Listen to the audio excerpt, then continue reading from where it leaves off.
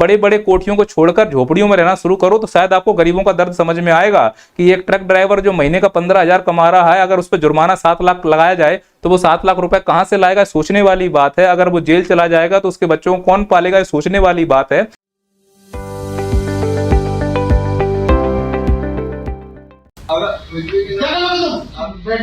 मैं इसके लिए माफी चाह रहा हूँ बाबूजी। ये आपने खुद ने क्या औकात है, मैं तो भाई बोलोगे नहीं है, क्या औकात है अपनी बाबूजी? औकात क्या औकात है? अपनी बात को जरूर की तो क्या आपको आप लोगों की। जैसा कि आपने इस वीडियो में देखा कि कलेक्टर साहब एक मजदूर ड्राइवर को उसकी औकात में रहने की सलाह दे रहे हैं और उस पर नाराज हो रहे हैं। जरा सोचो, अगर कलेक्टर साहब के ऑफिस में कोई अडानी, अंबानी और भ्रष्ट नेता होता तो कलेक्टर साहब जी सर के अलावा कोई तीसरा शब्द नहीं बोलते। अरे अगर कोई अनपढ़ नेता इस प्रकार की भाषा का प्रयोग करे तो हम भारतवासी उसको स्वीकार भी कर लेते हैं हंसकर, क्योंकि हमें मालूम है कि हमने जिसको वोट दिया उसमें अधिकतर या तो अनपढ़ है या क्रिमिनल है या बेवड़े हैं, वो इसी प्रकार की भाषा का प्रयोग करेंगे।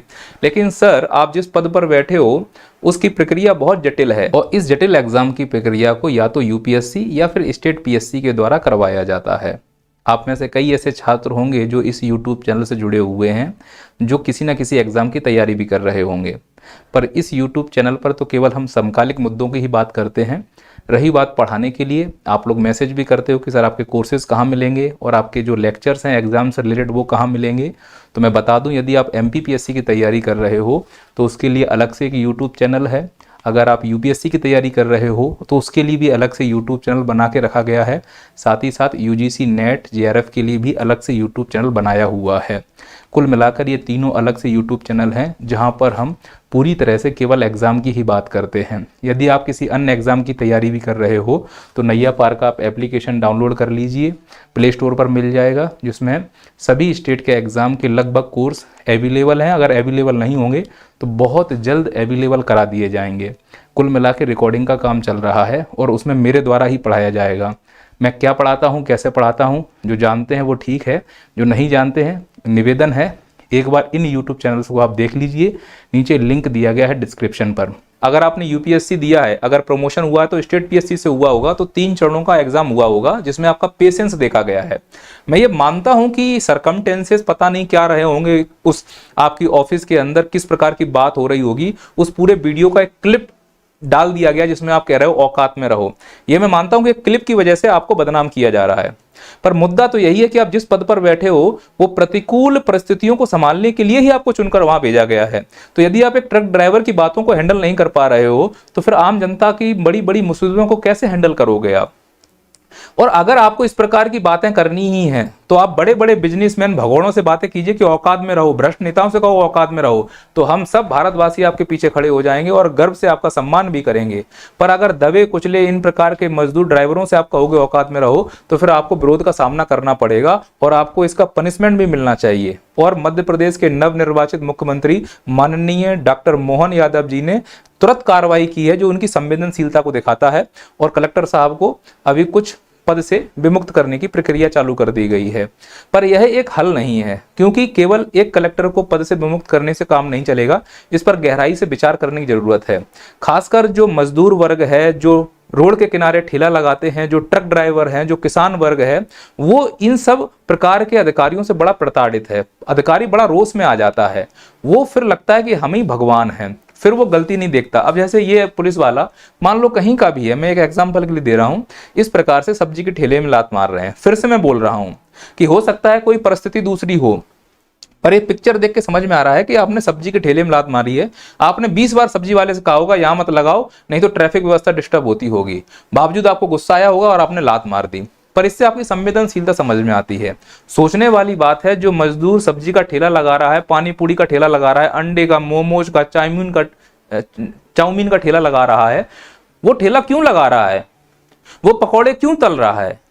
क्योंकि उसके पास ना तो कोई प्रॉपर्टी है, ना कोई दुकान है, ना कोई घर है। उसकी मजबूरी है कि उसको रोड के किनारे आकर ठेला लगाना पड़ रहा है। लेकिन जब वो ठेला लगाएगा तो जो गाड़ी मोटरसाइकिल निकलती हैं उनको निकलने में तकलीफ होगी, ट्रैफिक व्यवस्था डिस्टर्ब होगी।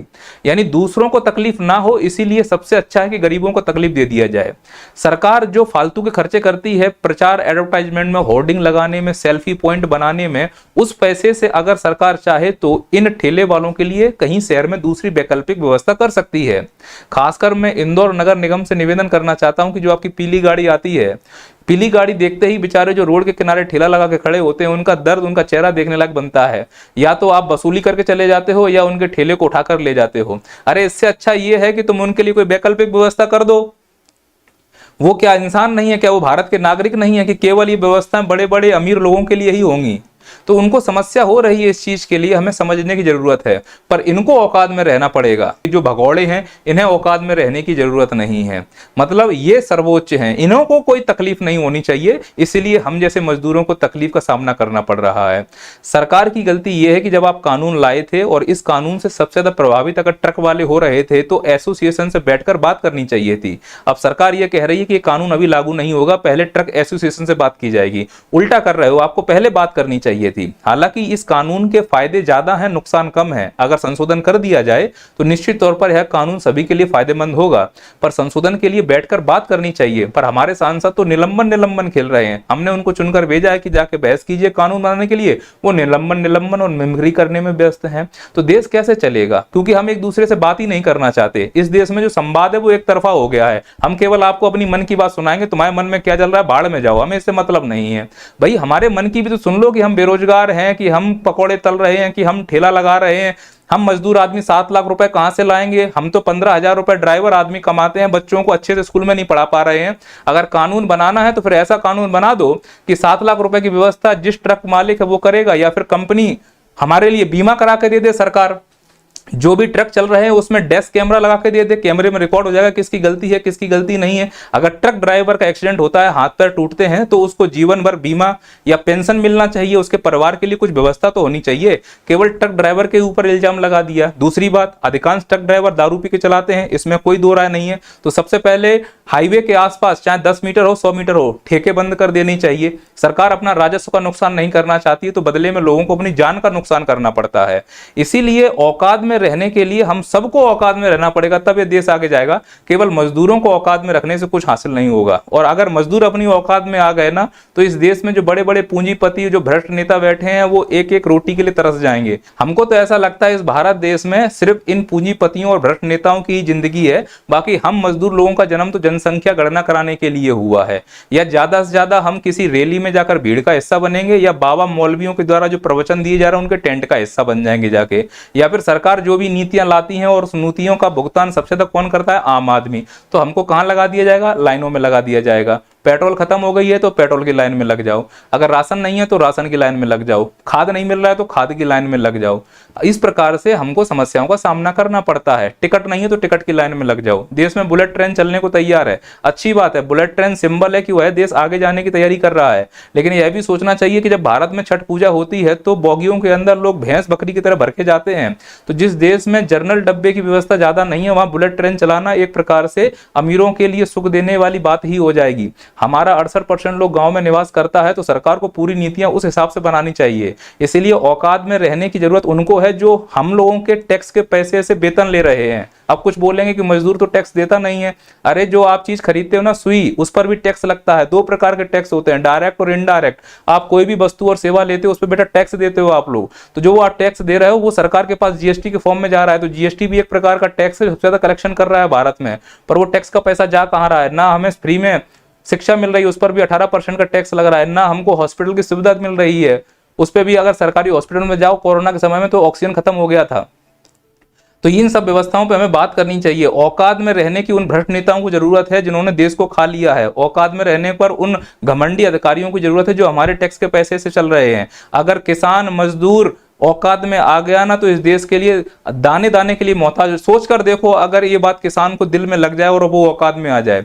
मैं ये कहता हूं कि किसान की आय दुगनी करने की बात हो रही है पर नहीं हो पा रही है। अरे सीधी सी बात है, किसान यानी कृषि को उद्योग का दर्जा दे दो। कृषि को जब आप उद्योग का दर्जा दे दोगे तो किसान अपनी फसल का कीमत खुद डिसाइड करेगा, तो किसान अपने आप अमीर हो जाएगा। तो जो लोग कृषि नहीं करना चाहते हैं वो भी कृषि करना शुरू करेंगे, क्योंकि अगर कृषि को उद्योग का दर्जा दिया जाएगा तो उसमें समस्याएं तो होंगी कई सारी, उसके भी लूप होल निकल आएंगे। और कृषि के लिए कई सारे कानून भी लाए गए, लोग उसको नहीं समझ पाए, हालांकि कानून में कई सारी कमियां भी थी। सरकार अगर उस कमियों को दूर कर देती तो इस प्रकार का विवाद नहीं होता। लेकिन सोच कर देखो, अगर ये किसान अपनी औकात में आ जाए और फसल उत्पादन करना बंद कर दे तो हम सब्जियों के लिए मोहताज हो जाएंगे। वो जो बड़े बड़े भ्रष्ट नेता और घमंडी अधिकारी बैठे हैं कि हम ही सब कुछ हैं, आपके बच्चे जो 4 टाइम खाना खाते हैं, मजदूर का बच्चा तो अगर एक दिन खाना ना खाए तो वो उपवास समझ लेता है। सो आपके बच्चे सुबह दूध ब्रेड खाते हैं, वो दूध ब्रेड के लिए लाले पड़ जाएंगे। मजदूर के बेटा अगर 2 दिन खाना नहीं खाएगा तो उसको कोई फर्क नहीं पड़ेगा, उसकी इम्यूनिटी बहुत मजबूत हो चुकी है। और तुम भ्रष्ट नेताओं के लड़के चाइना के आइटम टाइप के हैं, अगर सुबह उनको नाश्ता नहीं मिला तो दोपहर में कुमला जाएंगे। तो इसीलिए कहते हैं औकात में रहने की जरूरत है। आप अधिकारियों को, स्पेशली घमंडी अधिकारियों को, भ्रष्ट नेताओं को, हम मजदूरों को कीड़े मकूड़े मत समझो, हमारी बदौलत ही आपका सब कुछ चल रहा है। ये जो दूध ब्रेड खा के रायता फैलाते हो और बदबू फैलती है, उस नाले की सफाई हम मजदूर ही जाके करते हैं। इस नाले के पास तुम खड़े नहीं हो पाओगे, उसमें डुबकी लगा के हम जैसे मजदूर ही आपके नाले की सफाई करते हैं। ट्रक ड्राइवर ने अपने चक्के को जाम कर दिया था, उसने अपनी औकात बता दी। और जब ट्रक ड्राइवरों ने हड़ताल की थी जो कि गलत थी, इससे पूरी सप्लाई चेन व्यवस्था डिस्टर्ब हो गई, पूरे देश के नागरिकों को परेशानी हुई, तो उसका परिणाम यह हुआ कि 2000 करोड़ से ज्यादा का नुकसान रेवेन्यू में हुआ है। और आप कहते हो कि औकात में रहना चाहिए। ऐसे ही झोला छाप डॉक्टरों का मजाक उड़ाया जाता है। मैं ये बता दूं कि जो झोला छाप डॉक्टर हैं बेचारे अपने घर की आजीविका चला रहे हैं, लेकिन तुम्हारे घर का खर्चा भी बचा रहे हैं। अगर वो झोला छाप डॉक्टर ना हो ना तो सरकारी हॉस्पिटल में तो व्यवस्था है नहीं है, और प्राइवेट में तुम जाओगे तो लुट जाओगे। इसीलिए मेरा सभी अधिकारियों से निवेदन है कि नियम कानून जो भी बनाए जाते हैं उनको पब्लिक तक अच्छे से पहुंचाया जाना चाहिए। नियम कानून बनाने से पहले अच्छे से डिबेट होनी चाहिए। आप ऐसे ना करें कि हम लोग भेड़ बकरी हैं, हमारे ऊपर कोई चीज अप्लाई कर दी जाएगी। भारत के नागरिक प्रयोगशाला नहीं है कि हर बार प्रयोग किया जाए, अगर सफल नहीं हुआ तो वापस ले लिया जाए। इसका भुगतान भारत की जनता को करना पड़ता है। भारत की जनता कई प्रकार की समस्याओं का सामना करती है। सोचो जो कल हड़ताल हुई है उसमें कितनी एम्बुलेंस फंसी होंगी, कितने बच्चे ऐसे होंगे जो बीमारी से मर गए होंगे, कितने बच्चे होंगे जिनके एग्जाम छोटा होगा। नई साल की साल में पूरा देश अगर बंद हो जाए, लोग आवाजाही कर रहे होंगे, कैसी कैसी समस्याओं का सामना करना पड़ रहा होगा। क्या इतनी सेंसिटिविटी नहीं है? देश चलाने के लिए हमें देश के मजदूरों के प्रति सोचना होगा। आपको अपनी एसी छोड़कर यह सोचना होगा कि भारत का 68% लोग गांव में निवास करता है। तो मैं तो सभी नेताओं से कहूंगा, मजाक जैसा लग रहा है कि आप बड़े बड़े कोठियों को छोड़कर झोपड़ियों में रहना शुरू करो, तो शायद आपको गरीबों का दर्द समझ में आएगा कि एक ट्रक ड्राइवर जो महीने का 15,000 कमा रहा है, अगर उस पर जुर्माना 7 लाख लगाया जाए तो वो 7 लाख रुपए कहां से लाएगा? सोचने वाली बात है। अगर वो जेल चला जाएगा तो उसके बच्चों को कौन पालेगा? सोचने वाली बात है। अगर करना ही है तो उन ट्रक ड्राइवरों के लिए परमानेंट बीमा कर दीजिए। ट्रक ड्राइवर का पूरा खर्चा उस ट्रक ड्राइवर का मालिक उठाएगा, बहुत पैसा है। या जो मैन्युफैक्चर कर रही है कंपनी, उसके ऊपर भी कुछ ब्लेम करना चाहिए। परिवहन कंपनी है उनके ऊपर भी कुछ ब्लेम करना चाहिए। आपने देखा होगा हाईवे पर ज्वाइंट होते हैं रोडों के पास, तो हाईवे की जो संरचना खराब है उस ठेकेदार के ऊपर ब्लेम करना चाहिए। तो सभी प्रकार की चीजों को लेकर डालना चाहिए। मजदूरों के ऊपर कानून ना थोपा जाए। बड़ी बड़ी जो मोटी मोटी बकरियां हैं, मोटी मोटी मछलियां हैं, उनको दाना डालकर उनको फंसाया जाए। मैं तो कहता हूं कि जो बड़ी बड़ी मोटी मछलियां हैं उनकी चर्बी को निकाला जाए। जो कि मस्ती कर रही हैं, देश छोड़ के भाग रही हैं, उनको पकड़ने की जरूरत है। हिट एंड रन वहां पे लगाओ कि जो बैंक में हिट करते हैं और रन कर जाते हैं, उनके गर्दन पकड़ो और उनको झुकाओ, उनके पैसे को गरीबों तक बांटो। तब लगेगा कि इस देश में राम राज्य आ रहा है। बाकी मेरी अगर कोई बात बुरी लगी हो तो उसके लिए मैं माफी चाहता हूं। ट्रक ड्राइवर जितने भी हैं, हम आपके साथ हैं, सरकार भी आपके साथ होगी, पूरा भारत देश आपके साथ है। आप ट्रक चलाइए, क्योंकि अगर आप ट्रक आंदोलन को नहीं खत्म करेंगे तो हम आम जनता को ही परेशानी होगी। आंदोलन का दूसरा तरीका हमको विकल्प के रूप में देखना होगा। सरकार तक अपनी बात पहुंचाने का दूसरा लहजा भी है। पर ऐसे अधिकारी अगर जो बैठे होते हैं, जो औकात दिखा रहे होते हैं, तो फिर तरीका नहीं समझ में आता है सरकार हमारी कैसे सुनेगी। दूसरा, सरकार से निवेदन है, थोड़ा संवेदनशील होकर सुनिए। अकड़ से देश नहीं चलता। जब तक आप घमंड और अकड़ में रहेंगे, जनता से दूरी बना के रखेंगे, तो फिर जनता और आपके बीच में जो प्यार और स्नेह वो खत्म हो जाएगा। और एक निवेदन आप छात्रों से भी है कि यदि आप एग्जाम की तैयारी कर रहे हैं तो आप नैया पार का एप्लीकेशन डाउनलोड कर लीजिए, प्ले स्टोर पर मिल जाएगा। इस YouTube चैनल पर केवल समकालिक मुद्दे ही मिलेंगे। यदि आप किसी एग्जाम की तैयारी कर रहे हैं, जैसे MPPSC की तैयारी कर रहे हैं तो ये वाला MPPSC का यूट्यूब चैनल नीचे डिस्क्रिप्शन में लिंक दिया गया है, वहाँ पर जाकर उसको सब्सक्राइब कर लीजिए। अगर आप UPSC की तैयारी कर रहे हैं तो ये वाला यूट्यूब चैनल है UPSC के लिए। ठीक इसी प्रकार से नेट JRF की तैयारी कर रहे हैं तो ये नेट JRF यूट्यूब चैनल है। तीनों की लिंक नीचे दी गई है, आपको कंटेंट उस पर बराबर मिलता रहेगा। इस यूट्यूब चैनल पर केवल हम समकालिक मुद्दे ही करने वाले हैं, एग्ज़ाम से संबंधित कोई भी वीडियोस इस यूट्यूब चैनल पर नहीं आएंगे। अगर आपको एग्ज़ाम की तैयारी करनी है तो निवेदन है आप इन यूट्यूब चैनल पर आ जाइए। जय हिंद, जय भारत।